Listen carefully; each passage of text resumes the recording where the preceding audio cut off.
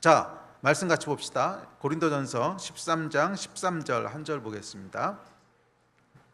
13장 13절입니다. 우리 같이 읽읍시다. 시작. 그런즉 믿음, 소망, 사랑 이 세 가지는 항상 있을 것인데 그 중에 제일은 사랑이라. 예, 인간은 두 세계에 낀 존재입니다. 제가 영적 세계의 원리들을 살펴보면서 가장 큰 전제가 되는 거죠. 그래서 인간은 몸을 가지고 있기 때문에 보이는 이 세상에도 속해 있지만 동시에 영을 가지고 있기 때문에 보이지 않는 세상 속에도 살아갑니다. 그런데 우리의 마음은 우리가 어디서 살아갈 건가를 결정짓는 컨트롤 타워가 됩니다. 우리 마음이 어떠하냐에 따라서 우리가 보이는 세상 속에서 살아가는 그런 삶을 살 수도 있고, 우리 마음이 어떠하냐에 따라서 영적인 세계 속에서 살아가는 영적인 삶을 살 수도 있는 존재가 인간이라는 거예요. 그래서 저와 여러분의 마음이 어떤 마음을 가지고 있느냐에 따라서 우리가 어디서 살아갈 건가 하는 것이 결정되는 줄로 믿습니다.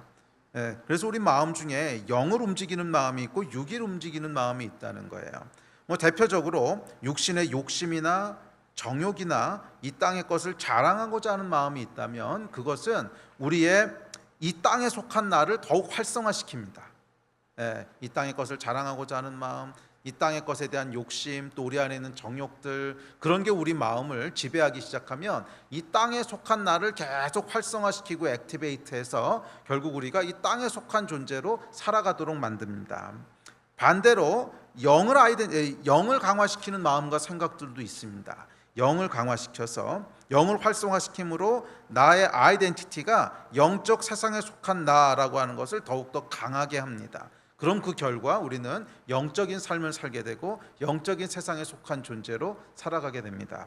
자, 그래서 이 영을 활성화시키는 대표적인 마음이 오늘 살펴본 이 세 가지라는 거예요. 믿음, 소망, 사랑. 저희가 이제 교회 다니면서 너무나 자주 들었던 이 세 가지가 사실은 영을 활성화시키는 대표적인 마음들이라는 것입니다. 그래서 오늘 37번째 원리를 살펴보려고 하는데, 이 영을 움직이는 세 가지 원리, 믿음과 소망과 사랑, 그 마음에 대해서 함께 살펴보려고 합니다. 자, 37번째 원리입니다. 영을 움직이는 세 가지 원리는 믿음, 소망, 사랑인데, 영이 있는 곳에, 영이 움직이는 곳에, 자, 오늘 본문 말씀을 다시 한번 띄워줘 보세요. 13절 표현이 뭐라고 되어 있냐면 항상 있을 것이래요. 믿음, 소망, 사랑 이 세 가지는 항상 있을 것인데 어디 항상 있다는 거예요? 항상 있다 그러면 어디 있는 건지를 알아야 될 거 아니야. 이 헬라어 원어 동서를 헬라 원어를 찾아보면 거하다, 거주하다 이런 동사를 썼어요. 그러니까 항상 어딘가 거한다는 거야. 항상 어딘가 거주한다는. 그러니까 이 단어는 어디라고 하는 것을 항상 포함하고 있는 의미입니다. 그래서 항상 있다는 거예요. 믿음, 소망, 사랑은 항상 있는데 어디에 항상 있다는 것일까요? 그렇지. 영적인 역사가 일어나는 곳에는 이게 항상 있다는 거예요. 영적인 역사가 일어나는 곳, 하나님의 역사가 일어나는 곳에 가면 항상 믿음, 소망, 사랑이 있다는 거예요. 세 가지가 다 있지는 않더라도 하여간 뭔가가 그 안에 있다는 거예요. 그렇지 않고 반대로 어떤 누구의 믿음도 없고 어떤 누구의 사랑도 없었고 어떤 누구의 소망도 없는 곳에 영적인 일이 갑자기 뜬금없이 일어나는 일은 일어나지 않는다는 거예요. 그러니까 뭔가 영적인 역사가 일어나고 뭔가 하나님의 역사가 일어나려면 그것을 이그나이트하는, 그것을 촉발시키는 그 뭔가가 있는데 그게 뭐냐면 믿음이거나 사랑이거나 소망이라는 거예요. 이것 중에 하나 또는 두 개 또는 세 개가 있을 때 하나님의 역사가 그곳에서 일어나게 되는 거예요. 반대로 얘기하면 아까도 말씀드렸지만 우리 안에 어떤 사람의 믿음도 없었어. 어떤 사람이 소망한 적도 없었어. 어떤 사람이 사랑한 것도 없었어. 그런데 뜬금없이 하나님의 역사가 그곳에 일어나는 일은 없다는 거야. 영의 역사가 일어나는, 하나님의 역사가 일어나는 곳에는 항상 있는 것이 있다는 거야. 항상 있는 것, 그것이 믿음, 소망, 사랑이라는 것입니다. 그래서 이 믿음과 소망과 사랑은 영의 본질이기도 하지만 동시에 영이 역사하고 움직이게 하는 원동력이에요. 이그나이터가 되는 거예요. 그래서 이 세 가지를 좀 더 살펴보려고 합니다. 자, 믿음과 사랑에 대한 건 저희가 지금까지 많이 살펴봤기 때문에 오늘은 소망이라고 하는 걸 중심으로 조금 더 길게 살펴보려고 합니다. 자, 믿음에 대해서는 우리가 지금까지 여러 번 살펴봤지만 믿음은 하늘을 여는 열쇠입니다.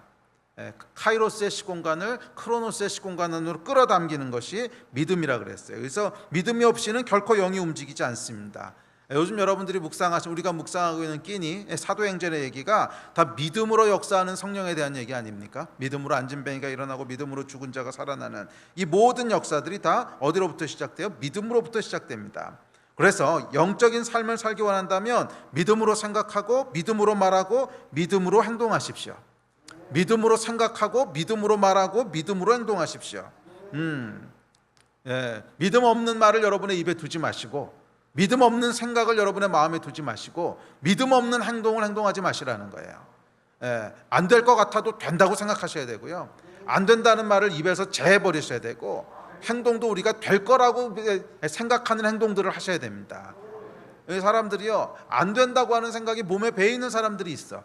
뭐라든지 간에 안 될 걸 먼저 생각하고, 뭐라든지 간에 안 될 거라고 먼저 의심하고, 그런 사람의 삶 가운데는 영의 역사가 일어나지 않아요.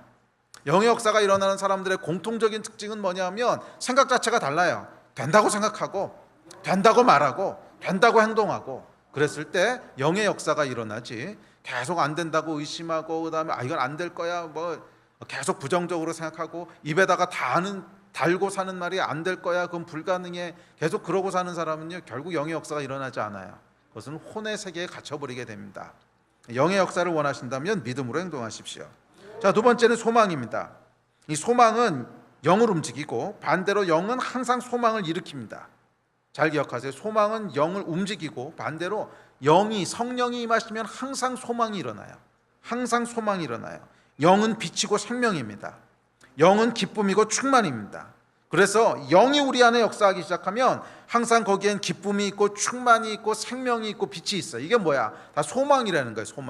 소망이 절대 죽지 않는다는 거야.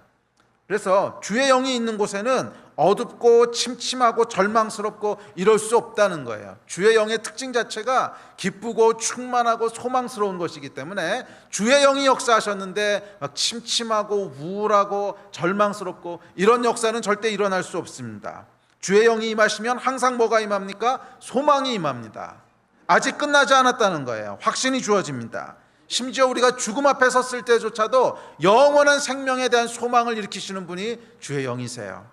그래서 우리가 가장 절망스러운 죽음 또는 사랑하는 사람의 죽음 앞에 섰을 때조차도 성령이 우리에게 임하시면 그곳에는 어둡고 침침하고 우울한 것이 아니라 그곳엔 기쁨이 있고 소망이 있고 생명이 있고 충만함이 있는 거예요. 이게 주의 영의 특징인 줄 믿습니다. 영은 여러분, 지나간 과거보다는 미래를 바라보게 합니다. 영은 지나간 과거보다는 미래를 바라보게 합니다. 혹시 여러분 가운데 지나간 과거에 실패했던 경험들, 상처받았던 일들, 그것이 끊임없이 여러분의 발목을 잡고 있다면 끊어버리셔야 돼요. 그 성령의 역사가 아니에요. 그것은 우리 안에 역사하는 어둠의 영이 역사하는 것이고, 내 혼의 생각들이 나를 붙잡고 있는 것이지, 성령께서는 아침마다 새롭고 늘 새로운 영이세요. 아침에 일어나면 오늘도 새로운 날이고, 과거에 내가 어떤 경험이 있든지, 어떤 실패가 있든지, 어떤 상처가 있든지 그것은 다 지나간 버린 일이고, 누구든지 그리스도 안에 있으면 새로운 피조물이라고 하셨고, 주의 영이 임하는 곳에 아침마다 새롭고 늘 새로운 역사가 있다고 하셨어요. 우리 하나님의 영은 새롭게 하시는 영이시지 과거에 매여 있게 하시는 분이 아니세요. 혹시라도 이 가운데 과거에 매여 있는 분이 있다면 오늘 예수의 이름으로 명하노니 과거에 매여 있는 것이 다 풀어질지어다. 과거의 망령으로부터 자유케 될지어다.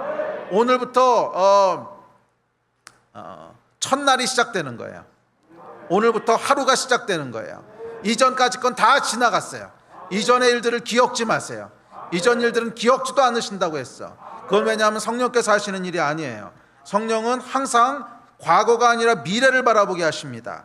과거의 실패나 과거의 고통이 아니라 미래의 소망을 바라보게 하십니다. 우리 하나님께서 하실 소망스러운 미래를 바라보게 하십니다. 이 시선과 관점이 바뀌어야 돼요. 이게 성령께서 하시는 일이고, 반대도 성립합니다. 우리가 의지적으로 우리의 시선을 소망스러운 미래와 우리의 관점을 하나님이 하실 앞으로의 일에 계속 맞추기 시작할 때 성령께서 역사하시는 거예요.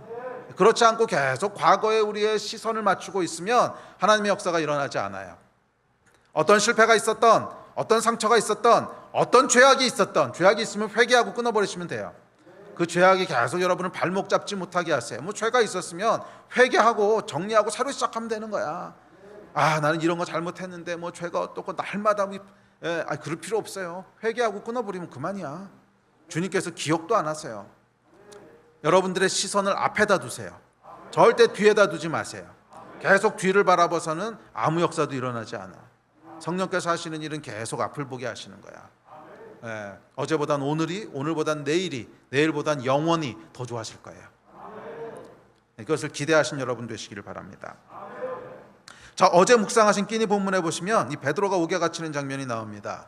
헤롯이 교회를 핍박하기 시작하면서 요한의 형제 야고보를 죽입니다. 이 말씀을 여러분 묵상해 보시면 교회가 얼마나 낙심했을지 한번 생각해 보십시오. 예수님의 12제자 중에 빅3가 있었습니다. 베드로, 야고보, 요한이에요.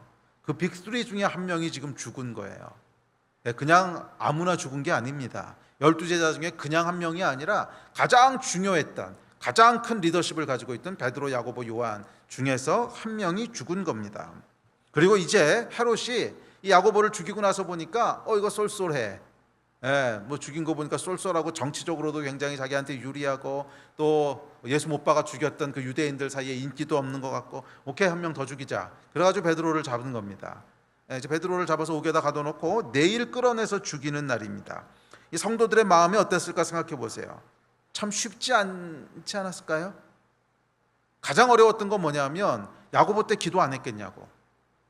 분명히 야고보 때 기도했을 거 아니야. 그런데 죽었단 말이에요. 그러면 마음이 어떻겠어요? 야고보도 기도했는데 죽었는데 베드로라고 될까? 이 절망과 의심이 여러분 확 밀려오지 않겠습니까? 예를 들어서 여러분 교회에서 우리가 이 질병을 놓고 열심히 막 금식하면서 기도했는데 하나님께서 데려가셨어. 그러면 여러분 바로 그 다음에 다른 분 또 질병 위해서 기도하려고 하면 마음이 어떠세요? 참 어렵잖아요. 이게 될까? 저번에도 우리 금식하고 합심해서 기도했는데 안 됐잖아. 이런 의심들, 또 그때 받았던 그 슬픔들, 뭐 충격들, 절망, 이것이요. 기도했는데도 죽었어. 또 기도한다고 될까? 의심, 절망, 이 구름이 쫙 몰려옵니다. 근데 이때도 그런 상황이었어요. 야고보가 바로 전에 죽었어요. 가장 중요한 리더 중에 한 명이 죽었고 베드로가 지금 똑같이 지금 죽을 위기에 처했습니다. 아마 기도하는 것이 쉽지 않았을 거예요. 그런데 사도행전 12장 5, 6, 7절에 보면 우리 어제 말씀 본문인데 이렇게 얘기하고 있습니다. 우리 같이 읽어봅시다. 시작. 이에 베드로는 옥에 갇혔고 교회는 그를 위하여 간절히 하나님께 기도하더라. 헤롯이 잡아내려고 하는 그 전날 밤에 베드로가 두 군인 틈에서 두 쇠사슬에 매어 누워 자는데 파수꾼들이 문 밖에서 옥을 지키더니 호련히 주의 사자가 나타나매 옥중에 광채가 빛나며 또 베드로의 옆구리를 쳐 깨워 이르되 급히 일어나라 하니 쇠사슬이 그 손에서 벗어지더라. 자, 여기서 주목하여 보셔야 될 두 단어가 있는데요. 그것은 전날 밤하고 호련히입니다. 전날 밤이 됐습니다. 이제 해가 뜨면 베드로는 죽습니다. 바로 직전이 된 거예요. 이때 교회가 어떻게 합니까? 모여서 기도합니다. 간절히 기도합니다. 이게 바로 여러분 믿음이고 소망이라는 거예요. 그들이 마음이 절망에 먹혀버리지 않았다는 거예요. 죽음 바로 직전에 이르기까지 전날 밤이에요. 그 전에 얼마나 열심히 기도했겠어요. 베드로가 풀려나게 해주십시오, 석방되게 해주십시오, 열심히 기도했는데 뭐 3일 전이 돼도 안 돼, 그 전날도 안 돼. 그리고 드디어 그 마지막 날도 벌써 다 퇴근하고 끝났어. 이미 옥 지키던 사람들, 그 다음에 뭐 베드로 풀어주라고 명령할 사람들 다 퇴근하고 집에 간 거예요. 그러니까 오피스 아워가 다 끝난 거야. 다 돌아가고 이제 밤이 된 거예요. 그러면 여러분 더 이상 가능성이 없는 거잖아. 풀어주라고 명령할 사람도 없는 거야. 이제는 낮에 명령이 내려왔어야지 밤에 누가 명령하겠어요. 집에다 가고 없는데. 그리고 해 뜨면 이제 끌어내서 죽이는 거란 말이야. 마지막 순간까지 왔다는 거예요. 그럼에도 불구하고 이들이 간절히 기도하면서 소망을 놓지 않았다는 거예요. 간절히 기도하면서 소망을 놓지 않았다는 거예요. 죽음 바로 직전에 이르기까지 성도들이 그들의 마음을 절망에게 내어주지 않았습니다. 마음의 소망이 역사하도록 지켜냈습니다. 이게 여러분 영적 전쟁이에요. 우리가 싸워야 될 영적 전쟁은 우리 마음을 영이 역사하는 믿음과 소망으로 지켜낼 수 있느냐, 아니면 의심과 절망에게 내어줄 것이냐, 이것이 우리가 싸워야 될 싸움인 줄 믿습니다. 이것은 모든 분야에서 마찬가지예요. 우리 앞에 놓여있는 진짜 싸움은 겉으로 일어나는 일들이 아니에요. 우리의 마음을 어떻게 지켜낼 거냐는 거야. 특별히 마지막이 될 때 그 전에는 그래도 하나님 어떻게 하시지 않을까? 그래도 중간에 무슨 일이 일어났지 않을까? 계속 시간이 갑니다. 3일 남고 이틀 남고 하루 남고 드디어 마지막 날이 됐는데 마지막 날 오피스 아워도 다 끝나고 퇴근하고 집에 갔어. 이제는 누구도 명령해 줄 사람도 없어. 그냥 베드로 풀어줍시다 이렇게 말할 사람도 없어. 해 뜨면 그냥 죽고 끝내는 거야. 마지막에 마지막 순간이 왔음에도 불구하고 교회가 그 마음을 지켜낸 거예요. 절망과 의심에게 내어주지 않고 끝까지 소망과 믿음을 붙잡고 있는 거야. 그래서 간절히 기도한 줄 믿습니다. 이 싸움에서 교회가 승리했습니다. 끝까지 소망을 놓지 않았습니다. 그러자 어떻게 됩니까? 호련히 하나님의 역사가 일어나잖아요. 전날 밤까지 소망을 놓지 않았을 때 호련히 하나님의 역사가 일어납니다. 저는 이 단어가 너무 좋아요. 이 호련이라고 하는 단어는 갑자기, 영어로는 suddenly 이런 뜻이거든. 호련히 하나님의 역사가 일어나기 시작합니다. 호련이란 아무 전조가 없었다는 거야. 그 전에 아무 낌새도 없었다는 거야. 아무 가능성도 없었다는 거야. 근데 이게 하나님이 역사하시는 방식이에요. 그 전에 헤롯이 웬만하면 이제 베드로를 풀어줄 수도 있지 않을까 이런 말 한 적 한 번도 없다는 거예요. 어떤 징조도 없었어. 그 전에 오기 허술해서 잘하면 탈출할 수도 있을 것 같아요. 이런 전조도 없었다는 거야. 그냥 아무 사인도 없고 아무 징조도 없어. 직전까지는 완전히 impossible, 완전히 불가능한 일이야. 그런데 때가 되자 호련히 아무 징조도 없이 갑자기 하나님의 천사가 옥에 찾아와서 베드로를 깨우고 그를 끄집어내는 역사가 일어났습니다. 이 여러분 하나님이 역사하시는 방법인 줄 믿습니다. 사실 여러분 그 부흥의 역사들을 연구해 보면 재미있는 공통 특징이 있는데 부흥이 벌어지기 전날까지요 아무도 부흥이 올 거라고 예상을 못 한다는 거야. 이게 부흥의 역사의 특징이에요. 이거 제가 정말 연구해 본 적이 있어요. 그 부흥에 대해서 무슨 전조가 있는가? 전조가 있으면 우리도 그 전조를 좀 따라해 보고 이러려고. 근데 결과가 너무 재밌었어요. 아무 전조도 없다는 거야. 그냥 정말 suddenly, 호련히, 갑자기 아무도 모르고 있던데, 아무도 눈치채지 못하고 있던데 그냥 하나님의 역사가 일어난다는 거예요. 이게 하나님의 역사하시는 방식이에요. 그래서 하나님의 백성에게 항상 요구하시는 게 뭐냐면 전날 밤까지, 마지막까지 믿음과 소망을 놓지 말라는 거야. 마지막까지 끝나도 끝난 게 아니라는 거야. 우리의 소망이 살아있으면 영은 역사합니다. 우리의 소망이 죽지 않았으면 하나님의 천사가 움직입니다. 우리의 소망은 영을 움직이고 우리의 소망은 기적을 일으키고 우리의 소망은 천사를 움직입니다. 소망은 마지막까지 배신하지 않습니다. 믿음으로 소망을 잡으세요. 믿음으로 소망을 잡으세요. 그것이 하나님이 역사하시는 방법인 줄 믿습니다.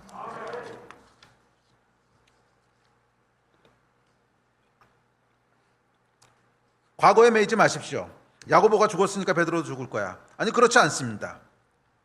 야고보를 데려가신 하나님의 뜻이 분명히 있을 겁니다. 순교자의 숫자를 하나님 채우셨겠죠.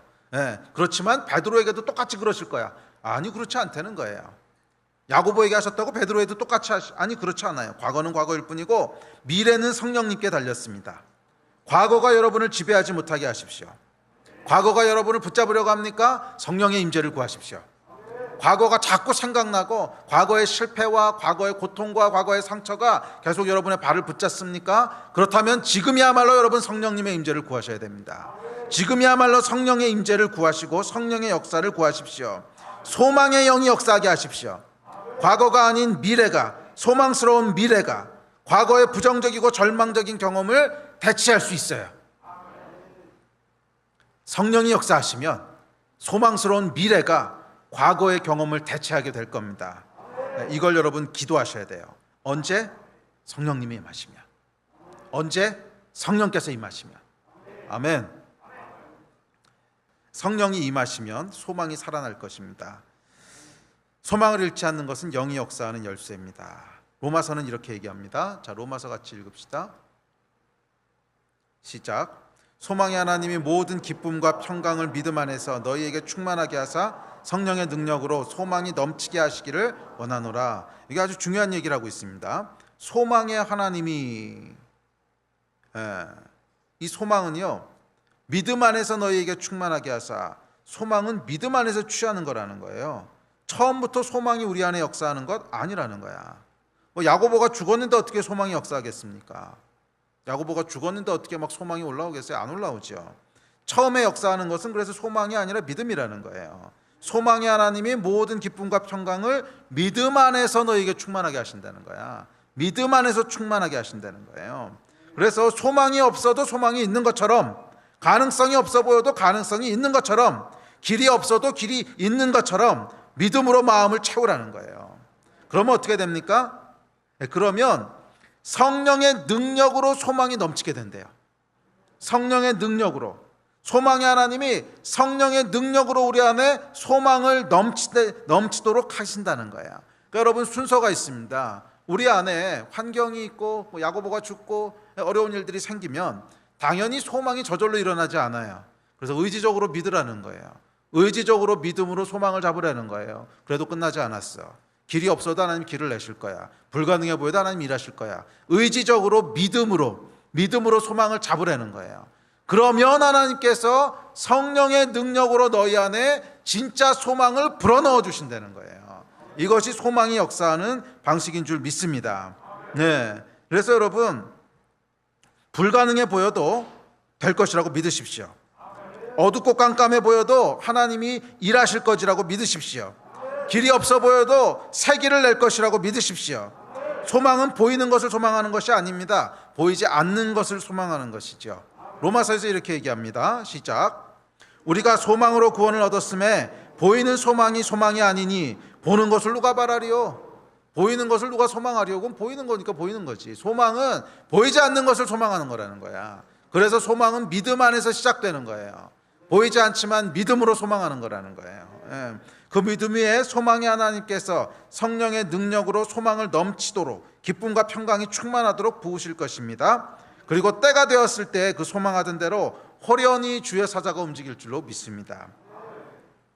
자, 그렇다면 우리는 구체적으로 어떤 내용들을 소망해야 될까요?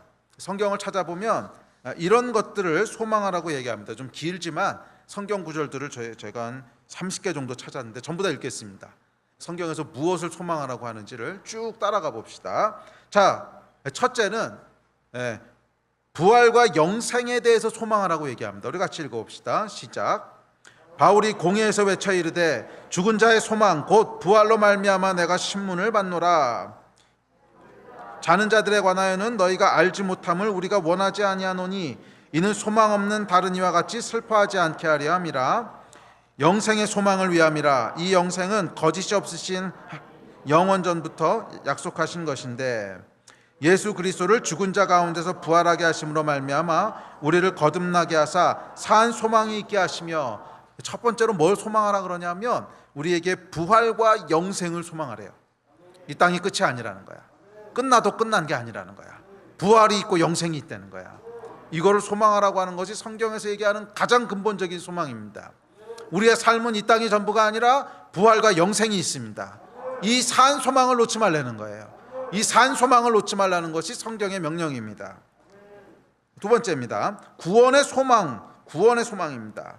시작. 우리가 소망으로 구원을 얻었음에 보이는 소망이 아니니 보는 것을 누가 바라리요? 구원에 대한 소망을 놓지 마십시오. 여호와 하나님께서 우리를 구원하실 것입니다. 이것은 단순히 영생에 대한 것뿐만이 아니라 우리를 위험에서 구원하실 것이고, 우리를 질병에서 구원하실 것이고, 우리를 적군으로부터 구원하실 거예요. 위기의 상황으로부터 구원하실 것에 대한 소망을 놓지 마십시오. 우리 하나님께서 여러분 구원하신 하나님이십니다. 아멘. 또한 예수에 대한 소망을 놓지 말라고 얘기합니다. 시작. 이새의 뿌리 곧 열방을 다스리기 위하여 일어나시는 이가 있으리니 열방이 그에게 소망을 두리라. 너희의 믿음의 역사와 사랑의 수고와 우리 주 예수 그리스도에 대한 소망의 인내를 우리 하나님 아버지 앞에서 끊임없이 기억함이니, 우리 구주 하나님과 우리의 소망이신 그리스도 예수의 명령을 따라 그리스도 예수의 사도된 바울은, 그리스도는 집을 맡은 아들로서 그와 같이 하셨으니 우리가 소망의 확신과 자랑을 끝까지 굳게 잡고 있으면 우리는 그의 집이라. 자, 세 번째는 예수 그리스도에 대한 소망을 놓지 마십시오. 예수께서 우리의 소망이십니다. 또 다음은 열매와 추수에 대한 소망을 놓지 마십시오. 고린도전서입니다. 시작. 오로지 우리를 위하여 말씀하시냐 아니냐? 과연 우리를 위하여 기록된 것이니 밭가는 자는 소망을 가지고 갈며 곡식 떠는 자는 함께 얻을 소망을 가지고 떠는 것이라. 우리의 소망이나 기쁨이나 자랑의 면류관이 무엇이냐? 그가 강림하실 때 우리 주 예수 앞에 너희가 아니냐? 열매가 있을 거라는 거예요. 추수가 있을 거라는 거예요. 그 소망을 놓지 말라는 거예요. 우리가 정말 믿음으로 소망을 가지고 하나님 앞에 심은 것이 있다면, 기도한 것이 있다면 반드시 열매를 거두게 될 줄 믿습니다. 하늘의 상급이 있을 줄 믿습니다. 이 소망을 여러분 놓지 마세요. 내가 하나님 앞에 드렸던 것들, 기도했던 것들, 씨를 뿌렸던 것들, 밭을 갈았던 것들, 반드시 열매가 있습니다. 반드시 하나님께서 열매를 취하게 하십니다. 이 소망을 놓지 마시기 바랍니다. 자, 그 다음은 영광에 대한 소망입니다. 시작. 없어질 것도 영광으로 말미암았은즉 길이 있을 것은 더욱 영광 가운데 있느니라. 우리가 이같이 소망으로 있으리니 담대히 말하노니. 하나님이 그들로 하여금 이 비밀의 영광이 이방인 가운데 얼마나 풍성한지를 알게 하려 하심이라. 이 비밀은 너희 안에 계신 그리스도니 곧 영광의 소망이니라. 저와 여러분에게 주어질 영광이 있다는 것을 소망하십시오. 비록 우리가 이 땅에서는 비천해 보여도, 이 땅에서는 실패자처럼 보이고, 이 땅에서는 이룬 것이 없어 보여도 영광의 약속이 있습니다. 언젠가 저와 여러분의 위에 하나님이 영광을 부으실 거예요. 이 영광의 소망을 붙잡으십시오. 영광의 소망을 붙잡으십시오. 그 다음은 의에 대한 소망입니다. 시작. 우리가 성령으로 믿음을 따라 의의 소망을 기다리노니. 반드시 하나님이 의를 이루십니다. 불의는 절대로 이기지 못합니다. 거짓은 절대로 승리하지 못합니다. 의는 반드시 이깁니다. 의를 반드시 이루십니다. 이 소망을 놓지 마세요. 우리가 사회를 살다 보면 이 거짓말하고 불의하고 술수 부르는 사람들이 이기는 것처럼 보일 때가 있잖아요. 정말 억울하죠. 저는 무슨 거짓말장인데 잘 되는 것 같고, 진짜 정직한 사람들은 피해보는 것 같고, 이런 거 볼 때면 참 마음이 아프고 막 억울하고 이 안에 올라올 거. 하지만 의의 소망이 있다는 거야. 절대로 하나님께서는 불의를 그냥 두지 않으신다는 거예요. 반드시 하나님께서는 의를 이루시는 분이십니다. 이 소망을 붙잡으세요. 의의 소망.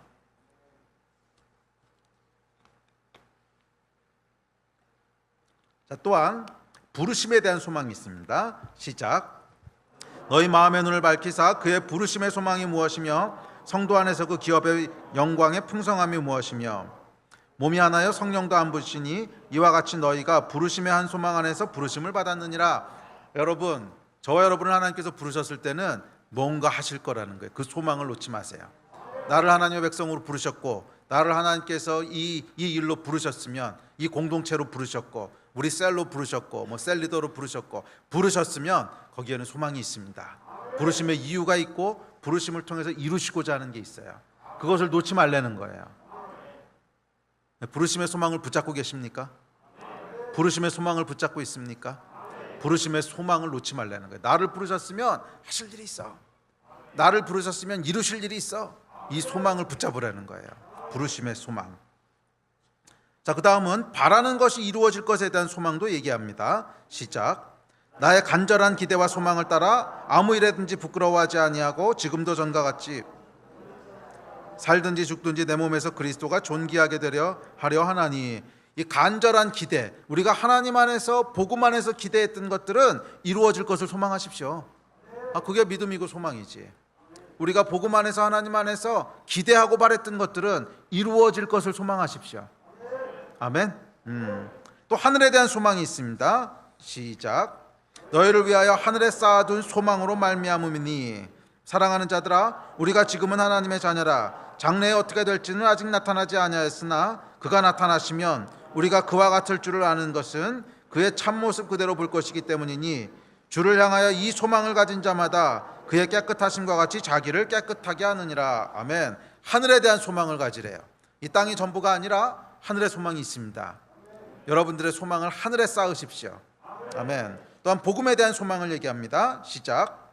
만일 너희가 믿음에 거하고 터 위에 굳게 서서 너희 들은 바 복음의 소망에서 흔들리지 아니하면 그리하리라. 이 복음은 천하 만민에게 전파된 바요 나 바울은 이 복음의 일꾼이 되었노라. 할렐루야. 복음이 전파될 것에 대한 소망을 가지시라는 거예요. 복음이 역사할 것에 대한 소망을 가지시라는 거예요. 복음이 역사할 것에 대한 소망, 복음이 전파될 것에 대한 소망을 놓지 마십시오. 복음에는 불가능이 없습니다. 복음은 반드시 역사합니다. 아멘. 또 모든 좋은 것에 대한 소망을 가지라고 얘기합니다. 자, 시작. 우리 주 예수 그리스도와 우리를 사랑하시고 영원한 위로와 좋은 소망을 은혜로 주신 하나님 우리 아버지께서 또 복스러운 소망과 우리의 크신 하나님 구주 예수 그리스도의 영광이 나타나심을 기다리게 하셨으니 이에 더 좋은 소망이 생기니 이것으로 우리가 하나님께 가까이 가느니라. 모든 좋은 것들을 소망하십시오. 우리 하나님은 좋은 것 주시는 분이세요. 우리 인생 가운데 좋은 일들을 행하실 것을 소망하십시오. 아멘. 그리고 마지막으로 하나님에 대한 소망을 놓지 말라고 얘기합니다. 시작. 이를 위하여 우리가 수고하고 힘쓰는 것은 우리 소망을 살아계신 하나님께 두미니 곧 모든 사람 특히 믿는 자들의 구주시라. 참 과부로서 외로운 자는 하나님께 소망을 두어 주야로 항상 간구와 기도를 하거니와 내가 이 세대에서 부한 자들을 명하여 마음을 높이지 말고 정함이 없는 재물에 소망을 두지 말고 오직 우리에게 모든 것을 후히 주사 누리게 하시는 하나님께 두며 우리의 소망을 재물에 두지 말고 하나님께 두라는 거예요. 하나님께 여러분의 소망을 두신 여러분 되시기를 바랍니다. 자, 이런 것들을 소망하라는 거예요. 이 소망이 있는 사람은 어떤 경우에도 흔들리지 않습니다. 어떤 경우에도 흔들리지 않습니다. 히브리서가 이렇게 얘기합니다. 시작. 우리가 이 소망을 가지고 있는 것은 영혼의 닷 같아서 튼튼하고 견고하여 휘장 안에 들어가나니 소망은요 영혼의 닷 같대요. 영혼의 닷. 다시 여러분 뭔지 아시죠? 배가 흔들리지 않도록 깊게 내려놓는 것이 닷이라고 부릅니다. 어떤 경우에도 흔들리지 않습니다. 반대로 소망이 없으면 닷줄 끊어진 배가 되는 거예요. 바람 불고 파도 치면 흔들리고 떠내려갑니다. 소망이 우리를 바람 불고 파도 치는 세상 속에서 견고하고 튼튼하게 붙잡아 줍니다. 소망의 능력을 과소평가하지 마십시오. 소망은 성령께서 역사하시는 통로입니다. 요즘 여러분 시국을 보면 참 불안하죠. 도대체 이게 어디로 흘러가려고 그러는지, 이게 도대체 나라가 어디로 가는 건지, 교회는 어떻게 되는 건지 정말 한 번도 경험해보지 못한 일을 경험하고 있습니다. 여러분 어떠신지 모르겠는데 저는 목사로서 그렇습니다. 제가 20년 목회하면서 요즘처럼 황당하고 요즘처럼 어디로 가고 있는지 모르겠는 때는 없어요. 세상적으로 모든 것이 흔들리는 것 같고 이게 도대체 교회가 계속 존속할 수 있는 거냐, 그 가운데 또 건축을 지금 하라고 하나 인도하시는데 이건 또 뭐냐, 우리 교회가 어떻게 될지도 모르는데 도대체 건축은 또 뭐 때문에 하는 거냐, 약간 온갖 생각이 막 이렇게 헷갈리게 해요. 그런데 그럴 때일수록 하나님께서 요구하시는 게 있습니다. 그건 뭐냐 하면 어떤 경우라도 하나님께서는 승리하신다는 거예요. 소망을 놓지 말라는 거예요. 소망을 놓지 말라는 거예요. 소망을 딱 붙잡고 있으면 중심이 잡혀요. 그렇지 하나님이 일하시지. 거기서 우리가 중심을 잡을 수 있는데 소망을 놔버리면요 정말 어디로 흘러갈지 몰라. 일로 흘러가는지 절로 흘러가는지. 기억하십시오 여러분. 소망은 성령께서 역사하시는 통로입니다.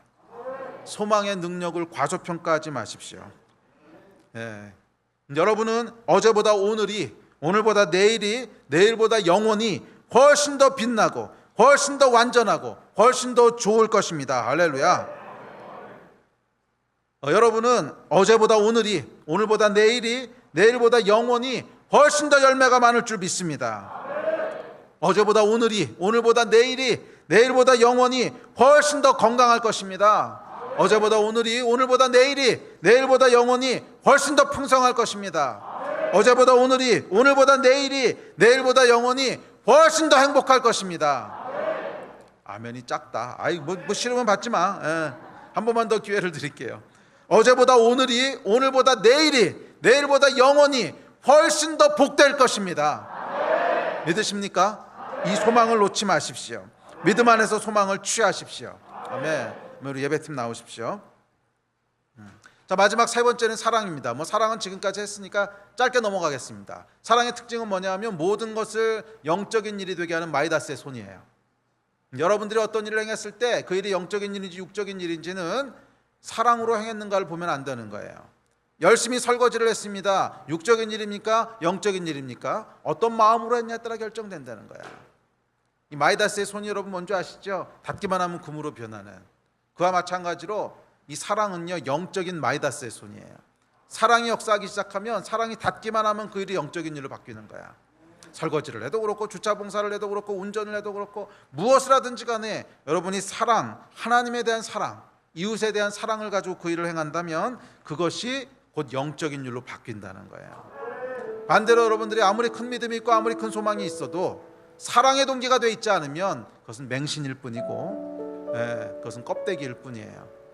정말 하나님께서 우리에게 요구하시는 믿음과 소망의 기저에는 하나님을 향한 사랑이 있는 거야. 하나님을 향한 사랑이 있는 거야. 이웃에 대한 사랑 이전에. 근데 요즘은 이웃에 대한 사랑이 너무 많이 변질돼서 인본주의가 너무 많이 판을 쳐.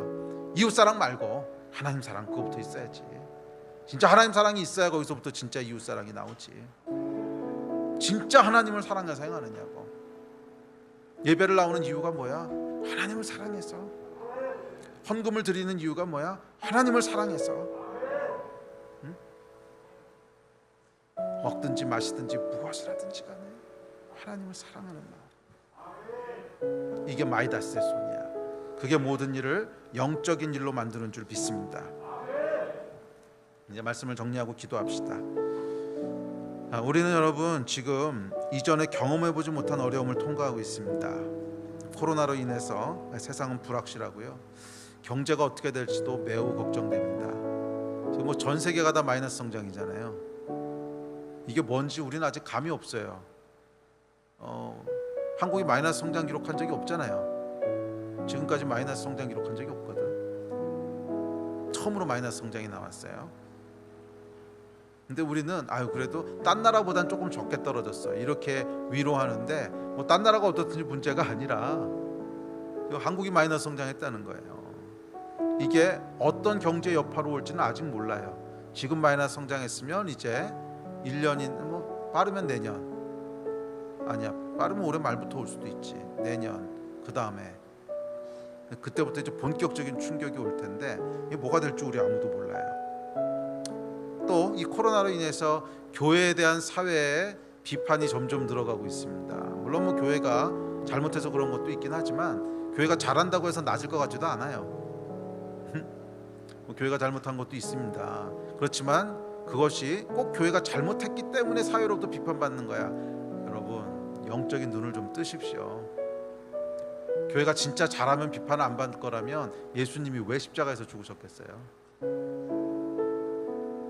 예수님도 못한 걸 우리가 지금 하려고 그러는 거야.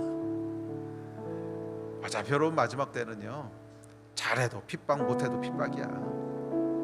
우리가 잘하려고 하는 것은 우리가 하나님의 사람이라고 하는 본질 때문에 잘하려고 하는 것이지 사람들 비위 맞추려고 잘하는 건 아니잖아요. 아무리 잘해도 어차피 핍박은 있는 거예요. 그리고 점점 이것이 이제 가시화됐죠. 교회가 아무리 잘해도 하여간 지금 같은 상황이라면 하여간 힘들어집니다. 하여간 힘들어지고, 또 차별금지법으로 대표되는 이런 악법들, 이거 참 피곤하지 않습니까?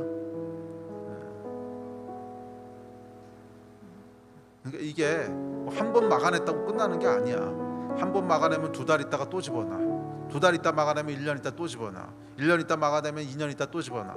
그것도 이름만 교묘하게 바꿔가면서. 여러분, 언젠가는 이러다 통과되지 않겠어요? 매번 집어넣는데 어쩌라고. 통과될 때까지 집어넣겠다는데. 참 영적 공격이 치열합니다. 도대체 미래가 어떻게 될지, 우리 다음 세대는 어떤 나라 가운데 살게 될지 한 치 앞을 내다보기 참 어렵습니다. 또 이런 시대적 어려움뿐만 아니라 아마 개인적으로 어려움 겪으시는 분들도 많이 있을 거예요. 개인적인 질병으로 인해서, 아니면 재정적으로, 아니면 자녀 문제로 인해서. 그런데 여러분, 오늘 성경이 우리에게 던지고 있는 메시지는 단순하고도 명확합니다. 보이는 환경으로 인해서 마음이 무너지지 말라는 거예요.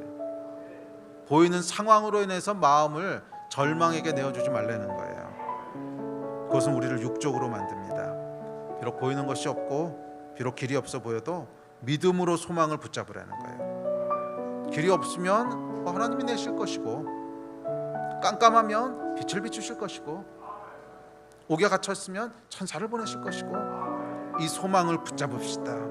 그것이 성경의 명령이고 약속입니다. 모든 믿는 자들에게는 어제보다 오늘이, 오늘보다 내일이 복될 거예요. 그리고 내일보다 영원히 더 복될 거예요. 그것이 믿는 자들에게 주어진 하나님의 능력이고 영광이고 약속인 줄 믿습니다.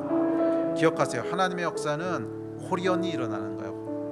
아무리 불가능해 보여도 홀연히 하나님이 역전시키실 것이고, 홀연히 하나님이 일하실 거예요. 이 소망을 붙잡고 가는 자들에게는 죽음 전날 옥에서 천사의 방문을 받았던 베드로처럼 우리도 그렇게 하나님의 역사를 보게 될 줄 믿습니다. 우리 같이 일어나서 기도합시다.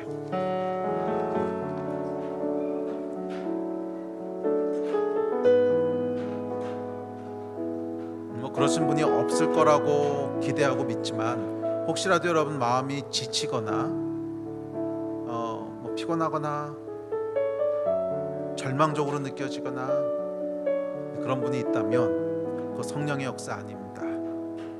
이 밤 기도하십시오. 성령을 구하십시오. 성령께서는 소망을 주시는 분이십니다. 소망 가운데 하나님 일하시기 시작하실 겁니다. 우리 함께 좀 기도할 때 하나님, 이 시간 소망의 영이 역사하여 주십시오. 우리가 믿음으로 기도하고 선포합니다. 보이지 않아도 보이는 것처럼, 길이 없어도 있는 것처럼 우리가 믿음으로 기도하오니 소망의 영을 부어주셔서 우리 안에 소망이 넘치게 하여 주시옵소서. 호련히 역사하실 하나님을 소망합니다. 우리 이 마음 가지고 같이 합심해서 기도하시겠습니다. 기도하십시다.